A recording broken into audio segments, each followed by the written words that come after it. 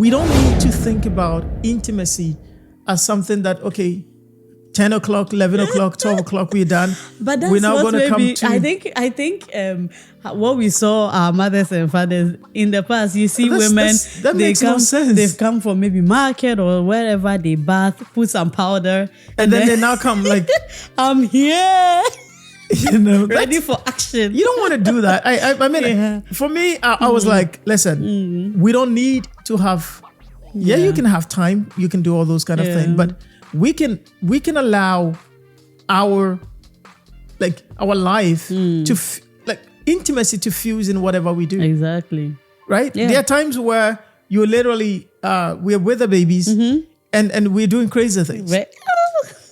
You're spoiling me. PG-18 now. We don't do that. Stop that.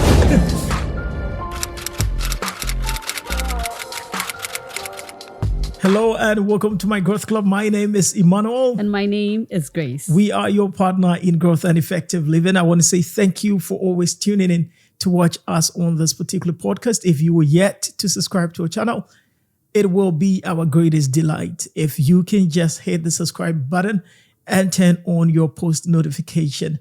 We have some wonderful things to be sharing with you guys. And I mean, we are just getting started. We've been talking about so many wonderful things.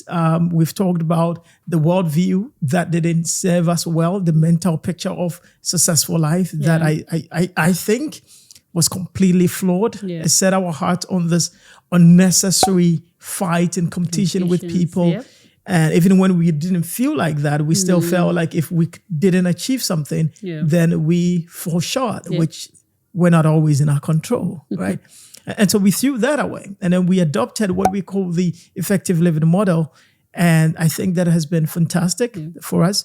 And we've talked a lot about that. We also talked about the constraint of life. For those of you who are watching us on video, at least you get the privilege to see the images as we share them on your screen. Unfortunately, for those who are listening to us perhaps on Apple Podcast or Spotify, you may not be able to see it. But you can obviously go on YouTube and you will see what we are talking about. You know, but we've talked about all these things, the constraints of life, the people constraints. We've talked about the energy constraints. We've talked about the resources constraints, constraints and how all these things affect the way we live our lives. Yeah. We also, drill it down to our choices. Choices that we make. It all comes down to choices. It all comes down to choices, I tell you. Yeah. And then we also talked about how we can argue better to be able to make good choices. And last week we confronted one of the biggest challenge I think a lot of people have. We also had it. That is being able to define what success means to us. Because you want to be sure that, again, the reason why you are not happy, the reason why you are doing all the things that you're doing is for the right cause, right?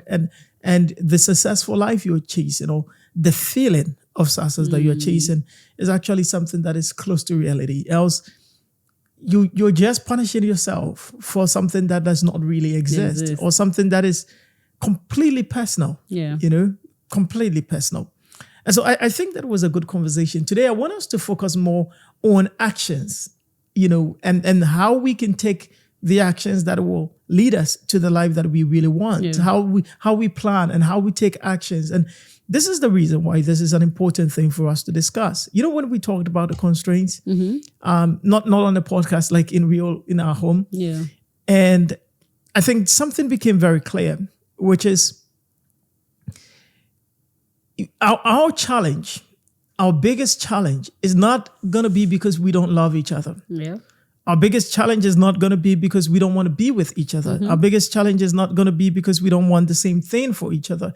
I think the biggest challenge was not being able to do the things that we know we have to do. Yeah. Not being able to afford the things we know we have to have.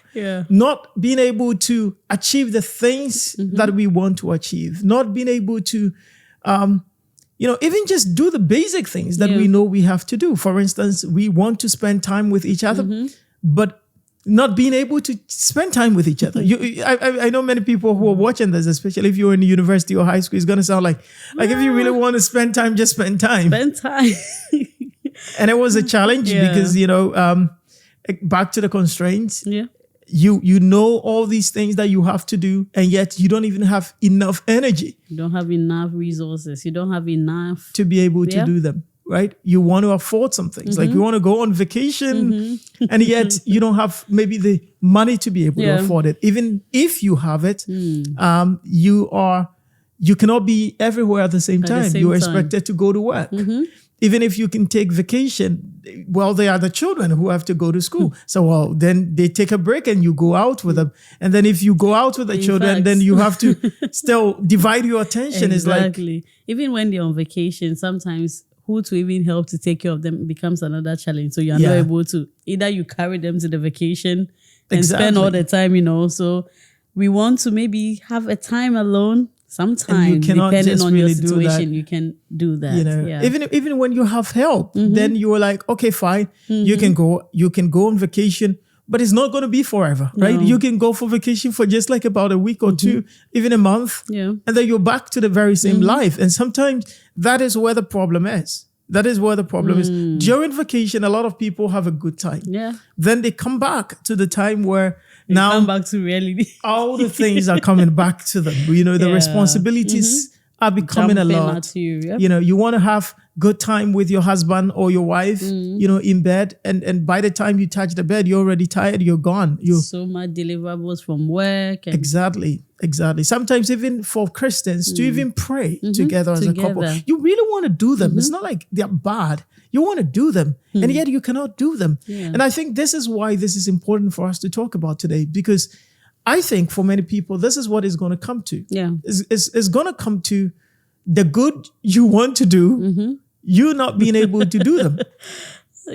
Sometimes Paul, right? Exactly. Like it's going to come back to things I wish to do. Like you not being able to do that. And the funny part of it is when you are unable to do the things that you want to do, the things that you have to do, you become so frustrated. You're just going to be, and that's the thing. For some people, they're going to say, why are you not making time for us to be in bed?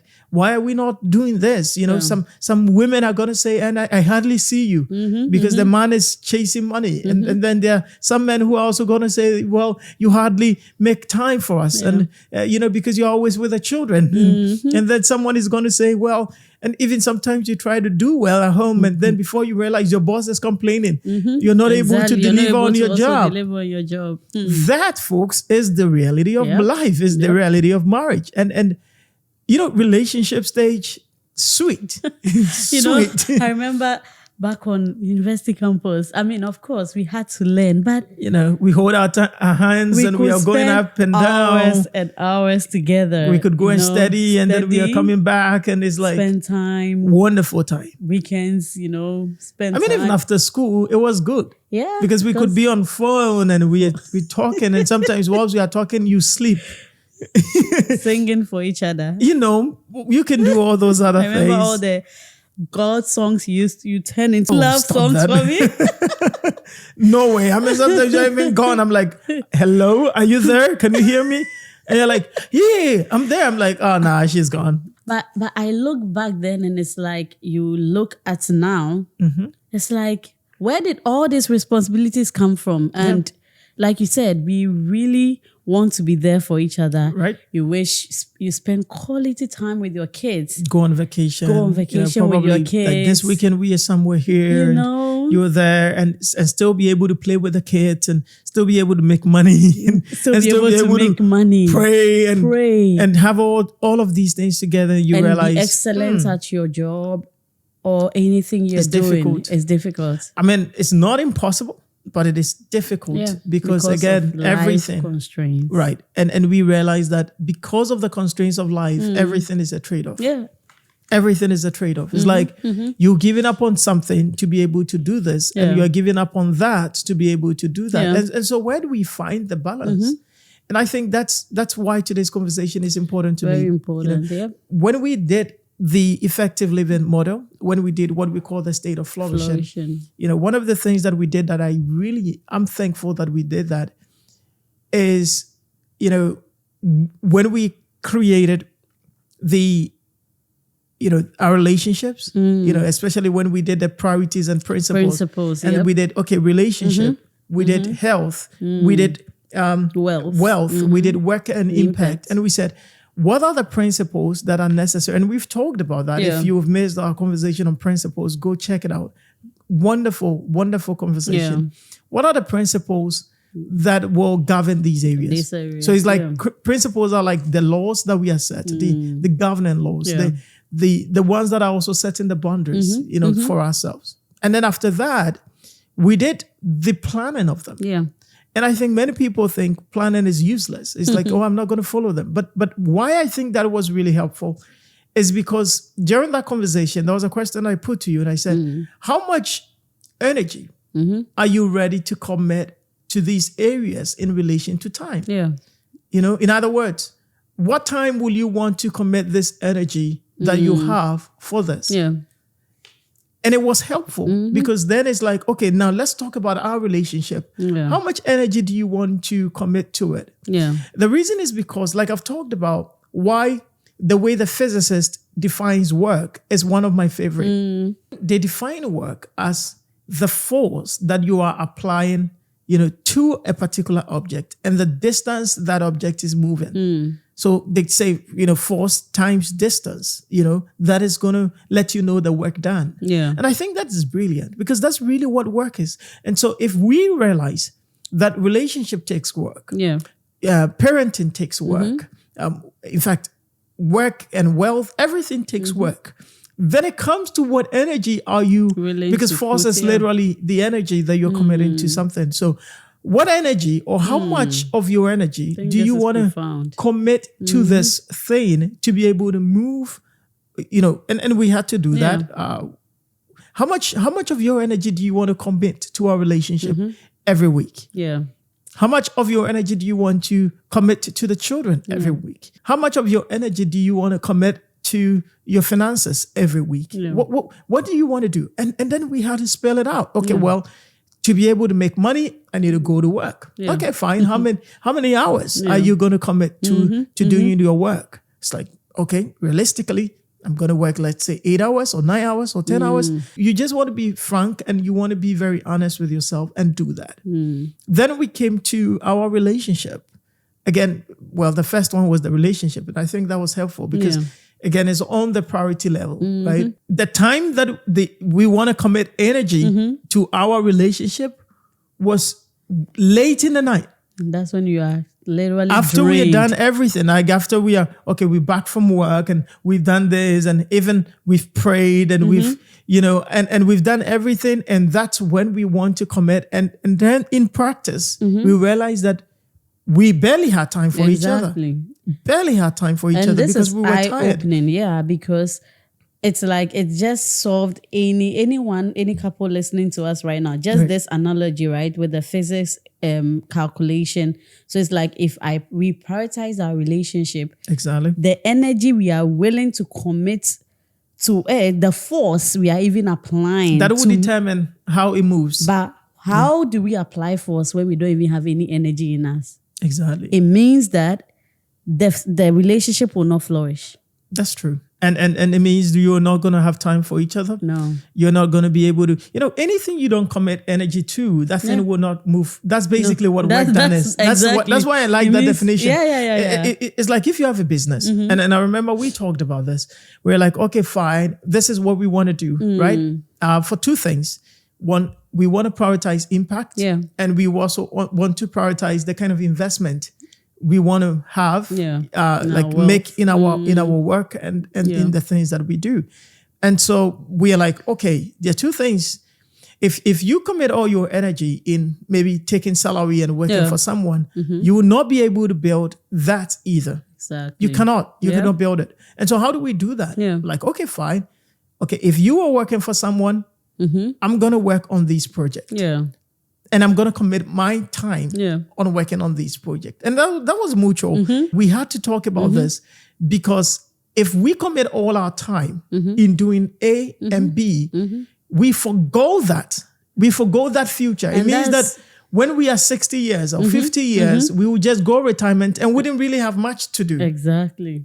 But that's not what we want for ourselves. That's not what we if God willing, we have life, we want to be able to still be relevant. We want to still have something we are doing that we love doing. And so we needed to kind of break that down and say, okay, I'm going to focus on this. You are going to focus on this. Can you commit this to this particular thing? But anything you do not commit energy to, you will not move it forward. Will be at a standstill. If you don't commit energy to your sexual life will not go forward. It will not move. It will not grow. It will not. You just come from work, you are tired. You get into bed like a zombie. Yeah. Then you will not enjoy anything, obviously. Because you're tired. And you really, here's the thing. Sometimes I think in a marriage or in a relationship, again, let me just say marriage. I think sometimes we think maybe you just don't want to do it. Yeah. It's not about you not wanting to do it. You just don't have the energy in you to be able to do it. Yeah. And so how do we do this? How do we make this work? Yeah. How do we have energy for the things that we love and the things that are important to us? So you notice that in the agenda, there's a part where we say, committing energy to the things that really matter. Yeah. How do we do that? Yeah. It calls for planning. Yeah. It calls for being intentional and deliberate.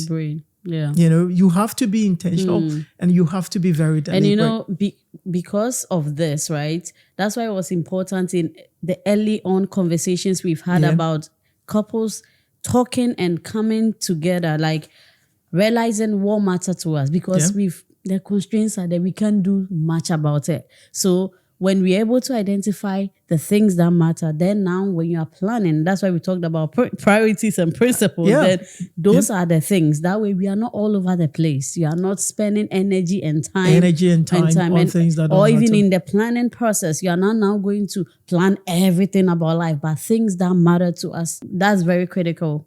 Yeah. And I remember one of the things that we had a challenge with was spending time together, because we had put the time we want to spend time, like the time we want to spend time together at the end of the day. Yep. And that almost never worked out. Because you were so drained and tired. Yeah. We had also put our prayer life at the end of the day, and that never really worked out. And so we changed that. And that was really helpful. I said, look, we don't need to think about intimacy as something that, okay, 10 o'clock, 11 o'clock, 12 o'clock, we're done. But that's we're now what gonna maybe, come to... I think what we saw our mothers and fathers in the past, you see women, that makes no sense. They've come from maybe market or wherever, they bath, put some powder. And then they now come like... I'm here. Ready for action. You don't want to do that. I mean, for me, I was like, listen, we don't need to have... Yeah, you can have time. You can do all those kind of things. But we can allow our life to intimacy to fuse in whatever we do. Exactly. Right? Yeah. There are times where you literally we're with the babies and we're doing crazy things. Right. You're spoiling me. PG-18 now. We don't do that. Stop that. But the most important thing was, I don't need you to finish everything. I have to finish everything before we can enjoy each other, before we can be intimate. I understand that sometimes we are all tired and all those kind of things, but it's not always about sex. Yeah. To be honest, it's not always about sex. When we married, okay, this is going to be crazy, but I'm going to say it anyway, because this is my girth club anyway. When we married, before we had our son, we were mostly naked at home. Yeah. Well, after work, we are not, just so that we could walk around. Yeah. You could still be probably checking some few things on your mail. Yeah. And still be standing there in a very naughty way. And the other person can be, I think that many times we're not able to commit the time for the things that are relevant to us. Like if you really want to keep your relationship fun and interesting, you want to make sure you commit time to it, but you don't have it. So how do you do that? Then allow it to fuse with everything you do. Yeah. Allow it to fuse with everything. Like if you go to work and you're on break, you can actually video call your partner, and then you don't need to make it seem as if it's like it has to be finish everything and appear home and after 10 o'clock and then you just put powder on you and jump on the bed like a ninja and it's like, I'm here. That never worked. Yeah. I think I remember early on in marriage, I would go to work sometimes. You also leave, and it's like, you are trying to reach me. It's like, oh, my phone is just somewhere. And we had that conversation. It's like, the whole is okay, fine. Work time is work time, but we go on break, right? So, like we said, if you want to have that wonderful relationship, sometimes you are work, your partner has not heard from you the whole day. And we began that thing. Sometimes break time, we are FaceTiming each other, just being fun. Just how many minutes? Sometimes it's like, hey, I called to check up on you. Yes. How are you doing? I miss you so much. I can't wait to see you at home. I'm thinking like, about you. Minutes. And then, and sometimes we make it seem like we are so busy. We're so busy. We are so busy. We really want to build a spontaneous, fun, wonderful relationship. You don't want it to die. Like you said, it has to be deliberate. Yeah. It has to be. I always say love is like a flower, right? If you have a flower, right now I give you a seed and then you just leave the flower in a pot. You don't think about it. You don't water it. You don't do anything. It will die. It's definitely going to die. And that's how we should see everything, whether relationship, whatever it is. It needs time and intentionality. The same applies to raising children. Yep. We also talked about that. Mm-hmm. That was the second thing we talked about. Listen, if you're going to get this right, we may not be able to commit. And we decided that weekday, we may not be able to have that time to do all those other things, but it's going to be part of our lives. It's going to be, we're back from work and we just take a quick shower together. And it doesn't have to be something that is like, flowers on the bed. Like it doesn't have to. But then on the weekend, we really spend a lot of good time together. We are like, okay, we're going to do this, we're going to do that. And we had to plan that. Yeah. In the journal, you even have this place where like we ask, how do we make this weekend fun and restful? And restful, I think we need to bring that back. We need to bring back making weekends fun and restful again. You cannot be all busy and tired the whole day. You just can't. I love the idea of the Sabbath because the Sabbath allows you to work and you take one day off where you say, okay, I'm rested. Okay, I'm not doing anything. You're really not doing much. And both of you can really spend time. I understand that if you have children, you're definitely going to get tired. But I don't think that having children means you cannot have fun. I don't think so. Like you can have a way to make these work together. And it can work. Actually, like we have tried it, right? It's the intentionality for me because I remember once your mom said something. She was like, she remembers when she married, she used to bath together with her husband and life happy all the children. But then we have done that, right? Of course, it's not like we bath together all the time. And like 7 years and we still pretty good. Like and we've had 2 children. We have 2 children. Majority of the time, we are, we bath together. We still do it. And again, it comes down to intentionality. That's not just even bathing. It's just about everything. But I think we've talked more about this side. So let's move on to parenting, especially for those of you who are watching who have children.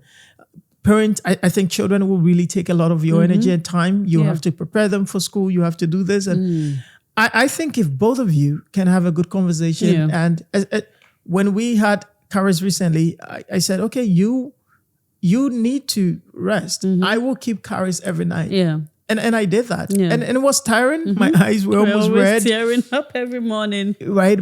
But I think that's where we all can be able to help. Yeah. But the truth of the matter is this. If you don't commit energy to how the children are being raised, I know this because we have this thing where we think someone is going to raise our children the way we want for us. That's not going to happen. It will not happen. They will raise them the way they can raise them. Yeah. If you want to raise your children the way you want to raise them, you have to be part of their life. Yeah.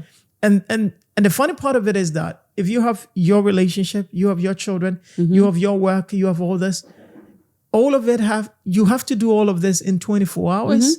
And then you have to do it probably in 7 days a week. You may not be able to do it like perfectly. Yeah. And you may not be able to commit the same amount of time for everything. Yeah. And that's okay. That's okay. I mean, you're going to go to work and you're going to come back home probably at 7 o'clock or 8 o'clock. You're not expected to say, oh, okay, then I'm going to play with the kids right away. But if you plan it well, you can be able to have maybe say every Tuesday, every Thursday, maybe every Wednesday, every Friday, or maybe every weekend. I'm going to just dedicate it with to spending time with the kids or whatever it is. You just want to be able to plan that effectively. You have to. If you don't, your children are going to they're going to grow up. Someone is going to raise them anyway. Yeah. Either they are school or whether they're friends. Television. Or, something is just going to raise them. And you want to be able to commit time to that. Let's talk about, again, making money. Because I guess that's the most important thing for everybody. Yeah. And that's what takes a lot of our time. Yeah. Some people will take 2 shifts. Some people will just spend a lot of time, working on different jobs. And that's where our energy goes a lot. Because by the time we back from work, we're tired. Yeah. We just don't have a lot in our tongue. I mean, if you have a work that is not demanding on you, like that doesn't take a lot of, that's fine. But I think this is where many people don't realize that you're not going to have it the same way. If both of you are busy, Yeah. Like there's nothing much you can do about that. And for many people, that's where the other issues are going to come from. Imagine you were married to Elon Musk. Like, I mean, you can dream and wish some things, but it's not gonna. He's running how many companies? Yeah. He's sleeping on the floor at the company. Like, I'm not. Sometimes you might even just be married to. That's the reality of it, and so you really want to have amazing. Like we talked about relationship, you still want to have the relationship, but then there is work also. That is taking so much from them. For me, I think that's why I would again talk about the principles, right? Yeah. I believe that, again, like you said, sometimes you can't do much about, your work, both of you, because bills have to be paid. Exactly. You have things that if we have all the resources, then we would not work. Maybe right now I'll just be on the beach. Yeah. I just do this and they are bringing me juice and my kids are just there. Everything. Yeah. I have teachers there teaching them. We are, but it's not like that.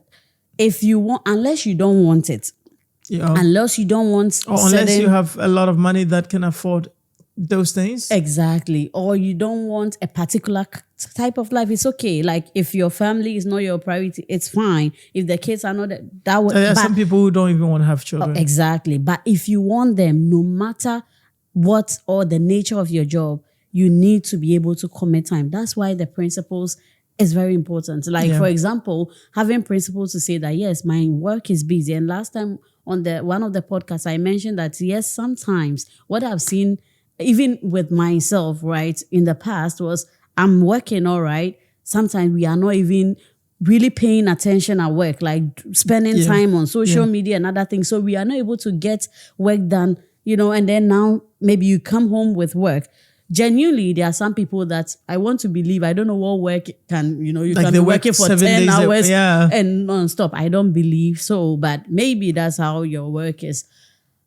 If you have principles to say that, when it's maybe 7 o'clock or when it's 5 o'clock, when it's on weekends, I'm going to do this. I don't maybe open my laptop. It's family time. Yes, there are certain times. Maybe some people have spikes at work where, there are deliverables, reporting times or something. Right. Those is not like all year round. So there may be times that you need to go extra mile at work, but it's fine.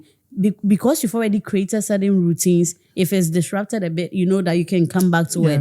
But if you don't have any principles guarding these things, then they will never work. That's true. So, and the reality is that, just to say, in addition to what you're saying, the reality is that it's very difficult and it's more challenging than we make it seem. Yeah. And so I always say this, that especially during the weekday, you have to manage your expectations. Chances are that during the weekday, especially if you're if you're a career person and your work does not probably let you close like 3 or 4, chances are that you may not be able to do much. Yeah. There are some people that want, like there are maybe husbands and wives that say, we have to watch movies or watch sports every day. No, that's not realistic. Realistically, you can do that. If we watch, we just watch NBA All-Star. Exactly. We just watch the dunk context and we are recording very late. And it's nothing, it's not so much of a problem for us because again, it's not supposed to be so so rigid.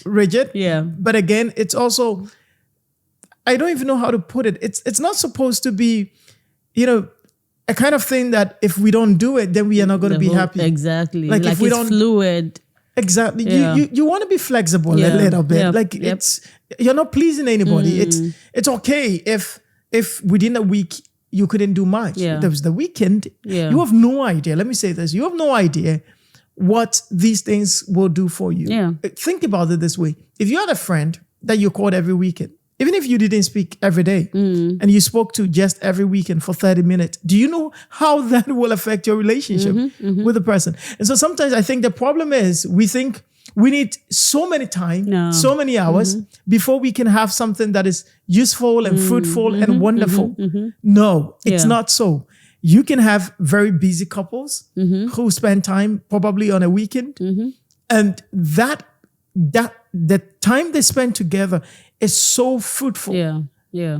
It's better than spending all the time fighting. Exactly. It's better than spending all the time being angry at each other. Just because someone didn't come to bed early or somebody didn't do this, somebody didn't do that. No, that's true. It's better than spending all the time doing this. I always say this, like, if we're going to spend even 4 hours every week together, and by the way, you'll be amazed that 4 hours is even a lot for many people. That's the reality. But if we're going to spend 4 hours every week, it should be worth it. Yeah. It should be wonderful. Yeah. It should be amazing. Yeah. The people that make it seem as if, no, it's not. Meanwhile, they have a side chick that they see just like 2 hours every week, maybe 10. I don't even know how many minutes they see each other. Yeah. And yet they feel so alive when they are with them. Yeah. Because it's not about, again, more hours is great, more time is great, but it's not about that. Yeah. If you don't have it, you work with what you have. I mean, make the hours you have together amazing. Yeah. Don't spend it on unnecessary things. There are people that say, the whole day I didn't hear from you. And so they spend the next 15 minutes that they heard from each other fighting. Like, what are you doing? Yeah. With the example we gave about even weekend, I remember when we came to the United States, when we were in Ghana, sometimes even though we're married, we could see our family. And even if we're not calling them, the thought of being in Ghana together was like, okay, it wasn't like a big deal. But when we came as part of our plans and, maintaining our relationship with our family, we had a particular time on Sundays. On Sundays, yeah. And initially I was like, oh, okay. But like you just gave the example, we constantly did it, of course. Every Sunday we speak to them. Like times where we are not able to speak to them, that's fine. Just doing it every Sunday for maybe sometimes just 30 minutes. It was so nice. Like, and it's been we amazing. were even closer to them. Like, we felt so closer to them that we were even in Ghana. So the dynamics of your relationship doesn't allow that, maybe you are seeing each other. There are couples that are even working in different states, or if you are in Ghana, maybe regions, and sometimes they come together over the weekend. You can't do much about it, but make the 4 hours or whatever hours you've committed. Like, at least have a time that you've committed than just not having it at all. That's and saying that we are busy, That's true. And I think the reason is because we make our spouses more like our God. I don't know. Maybe not our God. Like, we expect way too many things and too much from them. We want all these stuff, and we want them to be able to do all these things. That's true. And I don't think that leads to more frustration. So we want them to, go out with us, and at the same time we want them to be able to afford the bills, and at the same time we want them to be able to make us the meals, and at the same time we want them to be able to be in bed with us, and at the same time we want them to help us build the businesses or the things that we are building. It's not realistic. Like, you cannot demand all these things from your spouse. I don't think is helpful. Yeah. I think you're going to be unnecessarily frustrated. There are people that say, and you're not praying for me, and I don't, and you're not doing this, and you're not making me food. And I'm not saying don't do them. I'm just saying your spouse is not your God. Your spouse is not omnipotent. Is not omniscience. Your spouse is not all that to you. I know we can sing like you are all that to me, but the person is truly not all that to you, right? You are you. And I think you need to also find things that give you fulfillment beyond your spouse. Yeah. Things that make you feel happy beyond That's true. just what your spouse. If all your happiness is dependent on your spouse, you're going to be more frustrated, disappointed. I'm not saying your spouse is not supposed to make you happy. I'm saying that you should take care of you. You should, right? As we talk about planning, you should also have time for yourself. Yeah. I have an hour for me every day. An hour for me every day. I don't need you to come and worry me during that time. Yeah. I'm not going to worry you during that time. It's me. That's where I do most of my journaling. Yeah. That is where I do most of my self-reflection. One of the things that I share with you often is we need to be able to build good self-awareness skills, but we have to also build partner awareness skills. Yeah, that's true. You know, and the reason why I call it a partner awareness, in fact, self-awareness is being able to understand your emotions, understand, you know, how you're thinking, why you're thinking the way you're thinking, how you're feeling, you know, why you're feeling the way you're feeling. I mean, there's social awareness too with people, but mostly we miss out on the partner awareness. Can you tell when your wife is tired? Can you tell when your wife is stressed? Can you tell when your wife is overwhelmed? Can you tell when your wife is unhappy with what you said? Can you tell when your wife is frustrated? You need to be able to learn that. I mean, there are times where, even just last week, you came home and I could tell in your face that you are overwhelmed. And I hugged you and you wanted to talk. And I said, I don't need you to talk. Just quiet, be quiet. And we had to have a long hug. And then now I asked you, and we stayed up night, even though it was, I couldn't go to the gym, but it was okay because I could tell that you had a lot in your plate. And we sat down and we tried to figure that out together. And then probably like we ended up like 1 or so. And then we went to bed. The next day, you were much better. I was better. I felt relieved. And, you know, I think one thing also, when you talked about the self-awareness, right? Is, having the partner awareness, but you also being able to call things as they are. Like, I've had times where I'm screaming, or trying to complain about everything you do or something. And then it's like, I had to just understand that really I'm stressed. Yeah, I mean, sometimes you are not able to tell, but then I'm able to tell you that I think you're tired. And I think you've also had, those moments with me where you say like, I think you need some rest. And I think that is good. Like someone needs to be able to understand that this is what is happening with you. Like they say in Chi that the otrasa inim senechi achia. It means that the one who is, paving the path does not know that, the path behind him or her is crooked. Okay. Someone needs to say, hey, sometimes someone needs to say, you're tired. Someone needs to say you're stressed. Someone needs to hug you. I get it. You may not get it from everyone. You may not even get it from your partner because of it. But that's why, again, this is my growth club. And I tell people to commit to learning. Because when we learn better, when we know how to deal with this, there are times where a couple of weeks ago, we had to have a massage. And I'm like, okay, like it doesn't have to be sex. You need a massage because you're tired. But that's okay. I think people need to be able to be reasonable and realize that, listen, we need to give ourselves some grace. This life is tough. It could be brutal. It could be difficult. And we have all these things that we are trying to carry, and we're trying to be parents, and we're trying to be good workers. And we like it's a lot. We want to climb through our career. And women need to even understand this the more. I think the society places a lot on men. And women need to also be aware of it.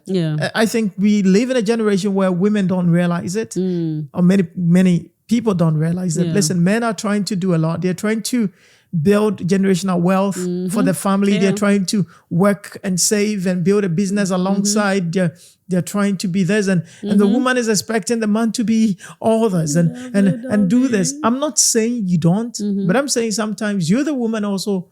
You have to be honest with yourself and say, what do I need for me? What do I have to do for me? Because if you're in a good shape, then you can support these people. If you're in a good shape, you can support your children better. You can support your husband better. If you're not in a good shape, you're going to be screaming and shouting on everybody. You're going to be so stressed and you're always going to argue and fight, which you don't have to. Yeah. Yeah. So both of you need to take care of yourself. My me time is my me time. I always want to be in a good shape. I want to be in a good mental shape. Last week we talked about the fact that I wake up every morning, judging my state of being with our state of flourishing, our effective living model, and say, do I have love? Do I feel my heart is at war with you? No. Do I feel my heart is at war with my children? Anytime I notice stuff like that, I just want to make sure that I'm honest with myself. Yeah. Why am I feeling this way? Exactly. Are there expectations that are not being met? Am I perceiving this in the wrong way? Am I being irrational? Am I having unrealistic expectation? Why am I feeling this way? And I confront them, and several times I'm wrong. I'm like, oh, this feeling is unwarranted, even though it's not like it's a bad thing. It's just my body or my emotions are telling me that, hey, these expectations you have are unrealistic. And that is why you feel terrible. And that's why you are mad. And that's why you're probably angry at her. But do you also realize that she is this and she has gone through this and she has done this and she has done this and she stayed up this when she did this and she did that. And then I'm like, whoa, like you've actually been doing so much and I didn't even notice because I still have this high expectation of you that you couldn't really meet. And so I think that's something people have to do. We need to plan better, plan our energy better. Another time we'll talk about how to plan our resources, the money we make, because that also leads to frustration. You want to do something you can afford. Oh my God. Or there are bills coming up and there are things coming up and you have all these things that are coming on you and it's too much. Life. But that's life. It doesn't have to be if you plan it well. You have to plan it well. You need to be able to plan even your children. Can I talk to you guys? Yeah. You cannot just be giving birth every time. Like you just can't do that. Like you can't. You have to be able to just, give yourself some grace. Really. Elon just welcomed his 13th son, I'm told. You're not Elon Musk. Your money cannot afford that kind of life. Just be honest with yourself and say, you know what? We're going to give birth to this number of people. My friends from Africa, you get what I mean? Like we can be giving birth like our parents, especially when we cannot afford it. We have to. You have to break things down. And you have to be honest with yourself. And I mean, this can apply to everything, including our health. You need to be able to say, you know what? If I'm going to be in good shape, I need to eat at the right time. I need to get to the gym. You have to. And so think about it. You have to do all this. With 24 hours, 7 days a week. That's possible. It is possible. That's why you have to plan well and you have to be very intentional and deliberate in executing and tracking that. You want to add anything before we go? Let me look in the camera. I know life can sometimes look, as if million things are chasing us. But like we've rightly highlighted here, it's possible with the appropriate planning. It's possible to be intentional. Life is you don't have to be too serious about it. You can build a great relationship. You can build a great, mental health, your finances. You can do it. But it needs a lot of commitment, taking daily commitment. And like you said, tracking. The last thing you said, it just hit me because that's the point, right? Sometimes tracking your actions exactly we feel like, okay, we've planned, okay, we didn't achieve, we don't even know because we are not tracking. So being able to track, give yourself grace, just monitor, okay, how can I do better? There have been times that we had to readjust. I remember when we, got married, we wanted to spend time with each other. Then in the moment we had that, you were like, okay, why don't we, let my mom help us even with cooking. She wasn't living with us, but sometimes, okay, we just leverage on her because work was so tiring. So sometimes, depending on the circumstances, you can actually look at, it doesn't have to be fixed. Okay, every day, the woman is supposed to cook. This person is with, as life goes on, you just analyze and say, okay, what works better for us? And you have a comfortable life. Even though life is hard, we can make it fun and enjoyable. It's true. We can make it fun and enjoy it. But I think that at the core of what we really want for ourselves is just to have fun. We just want to have fun and just feel great, feel good. And that's the thing. And I think you can You can do all of it. Just find a way to make parenting fun and to make your relationship fun and to make work fun. I think if you love what you do, you wouldn't really stress so much about that. So how do I love what I do? Sometimes realistically, it's difficult, but you can find the right motivation for what you do, right? I mean, if you do that, then it changes everything. Yeah. Will you love the time that you spend with your children? Would you love the time that you spend with your spouse? Would you love the time that you spend at work? Especially the spouse, not just out of responsibility, but something that you really love. You just love doing it. And that means each other. You want to introduce some fun in all these kind of things. And you have to actually see that also as something you just enjoy. Like, it's sad that people don't even make sex like that. Sex is supposed to be, but people make it seem like it's a duty. Terrible. I think we can all grow from that, and we can actually have things that really make us less stressed. That helps. And I think parenting should not be the way we think. It's something we can actually enjoy doing. It's the same thing with work. One of our mentors he's like 70 something, and then he's like, "Oh, why does he work?" And he says, "I mean, like people say I should have fun, but this is fun.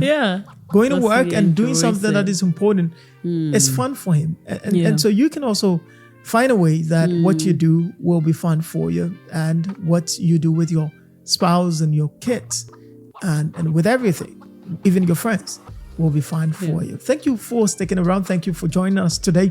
We will be back next week with another episode. Again, if you've not subscribed, please do well to subscribe. You want to check our website, mygrowthclub.org. We have amazing tools, systems that we built with Notion. We have a journal. Our journal is available on Amazon. You can find the link and everything on My Growth Club. If you want to join the club for our next club meeting, which is often at the end of the month, go ahead, go on our website, sign up, and we cannot wait to have you. Thank you so much, and thank you for being here for this wonderful conversation, my love. Thank you. Catch you another time. Bye-bye. Bye.